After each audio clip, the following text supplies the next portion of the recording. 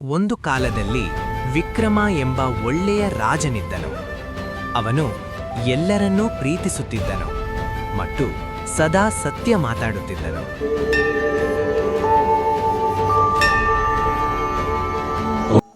ಒಂದು ದಿನ ಒಬ್ಬ ತಾಂತ್ರಿಕನು ಅರಮನೆಗೆ ಬಂದನು.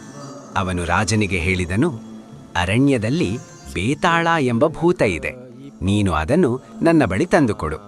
ವಿಕ್ರಮರಾಜನು ಸರಿ ಎಂದು ನಗುತ್ತಾ ಹೇಳಿದರು. ಅರಣ್ಯಕ್ಕೆ ಹೋಗುವ ಮೊದಲು ವಿಕ್ರಮರಾಜನು ತನ್ನ ಹಿರಿಯರ ಬಳಿಗೆ ಹೋದನು. ಹಿರಿಯರು ತಲೆಯ ಮೇಲೆ ಕೈಯಿಟ್ಟು, ದೇವರು ನಿನ್ನ ಜೊತೆ ಇರಲಿ ಎಂದು ಆಶೀರ್ವಾದ ನೀಡಿದರು. ಸೇವಕರು ರಾಜನಿಗೆ ಕುದುರೆಯನ್ನು ಸಿದ್ಧಪಡಿಸಿದರು.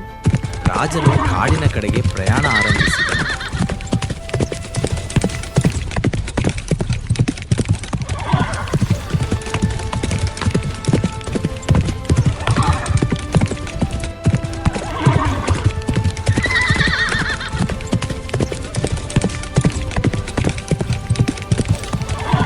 ವಿಕ್ರಮರಾಜ ಕುದುರೆಯನ್ನು ಮರಕ್ಕೆ ಕಟ್ಟಿ ಕಾಡಿನೊಳಗೆ ನಡೆದನು.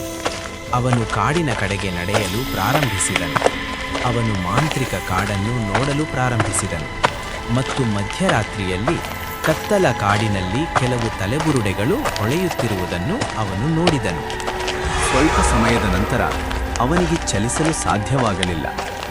ಅವನ ಹಿಂಭಾಗದಲ್ಲಿ ಯಾವುದೋ ವಸ್ತು ವೇಗವಾಗಿ ಚಲಿಸುತ್ತಿದೆ. ಅವನು ಹೆದರಿ ಕೂಗಿದನು. ನಂತರ ಭೇತಾಳ ಮರದ ಮೇಲೆ ಕುಳಿತು ನಗುತ್ತಿರುವುದನ್ನು ಅವನು ಗಮನಿಸಿದನು. ಅವನು ತನ್ನ ಭಯವನ್ನು ತೋರಿಸಲು ಬಯಸುವುದಿಲ್ಲ. ನಂತರ ಅವನು ಭೇತಾಳನೊಂದಿಗೆ ನಗಲು ಪ್ರಾರಂಭಿಸಿದನು. ನಂತರ ಅವನು ಭೇತಾಳನನ್ನು ಹೆಗಲ ಮೇಲೆ ಹೊತ್ತುಕೊಂಡು ಕಾಡಿನ ಕಡೆಗೆ ನಡೆಯಲು ಪ್ರಾರಂಭಿಸಿದನು. ಬೇತಾಳನು ಹೇಳಿದನು, ನಾನೊಂದು ಕಥೆ ಹೇಳುತ್ತೇನೆ, ಕೊನೆಯಲ್ಲಿ ಪ್ರಶ್ನೆ ಕೇಳುತ್ತೇನೆ.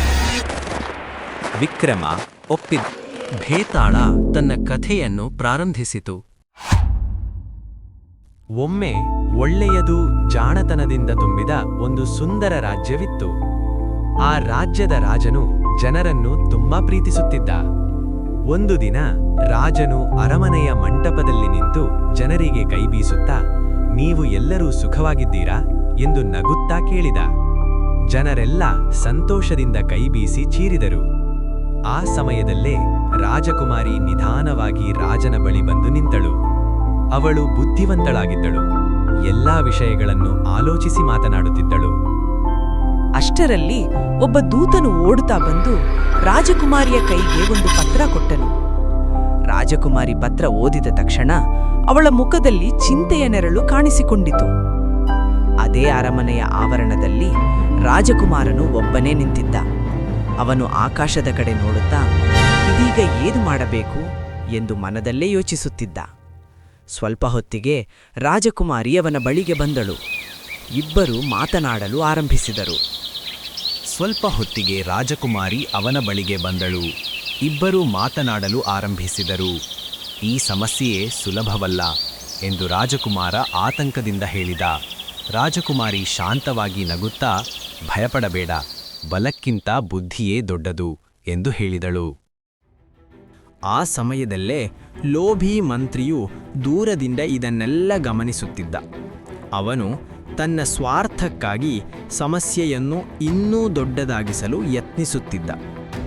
ಆದರೆ ರಾಜಕುಮಾರಿ ಒಂದು ಬುದ್ಧಿವಂತ ಯೋಜನೆ ರೂಪಿಸಿದಳು. ಅವಳು ಮಂತ್ರಿಯನ್ನು ಜನರ ಮುಂದೆ ಪ್ರಶ್ನೆ ಕೇಳಿ ಪರೀಕ್ಷಿಸಿತು. ಮಂತ್ರಿಗೆ ಉತ್ತರ ಹೇಳಲು ಸಾಧ್ಯವಾಗಲಿಲ್ಲ. ಅವನ ಸುಳ್ಳು ಎಲ್ಲರ ಮುಂದೆ ಬಯಲಾಯಿತು. ಜನರೆಲ್ಲ ಸತ್ಯವನ್ನು ಅರಿತು ಸಂತೋಷಪಟ್ಟರು. ರಾಜಕುಮಾರ ಮತ್ತು ರಾಜಕುಮಾರಿ ರಾಜ್ಯವನ್ನು ನ್ಯಾಯದಿಂದ ಆಡಳಿತ ಮಾಡಿದರು. ರಾಜ್ಯ ಮತ್ತೆ ಸಂತೋಷದಿಂದ ತುಂಬಿತು. ಬೇತಾಳ ಕಥೆ ಮುಗಿಸಿ ನಗುತ್ತಾ ವಿಕ್ರಮನ ಕಡೆ ನೋಡಿ ಕೇಳಿದ, ವಿಕ್ರಮ, ಹೇಳು, ಈ ಕಥೆಯಲ್ಲಿ ನಿಜವಾದ ಶಕ್ತಿ ಯಾರಲ್ಲಿತ್ತು? ಬಲದಲ್ಲ ಅಥವಾ ಬುದ್ಧಿಯಲ್ಲ?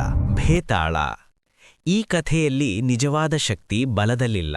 ಶಾಂತವಾಗಿ ಯೋಚಿಸುವ ಬುದ್ಧಿಯಲ್ಲೇ ನಿಜವಾದ ಶಕ್ತಿ ಇದೆ. ಬುದ್ಧಿ ಇದ್ದರೆ ದೊಡ್ಡ ಸಮಸ್ಯೆಯನ್ನೂ ಸರಳವಾಗಿ ಪರಿಹರಿಸಬಹುದು. ಅಷ್ಟರಲ್ಲಿ ಭೇತಾಳನು ನಗುತ್ತಾ ಹಾರಿಹೋದನು.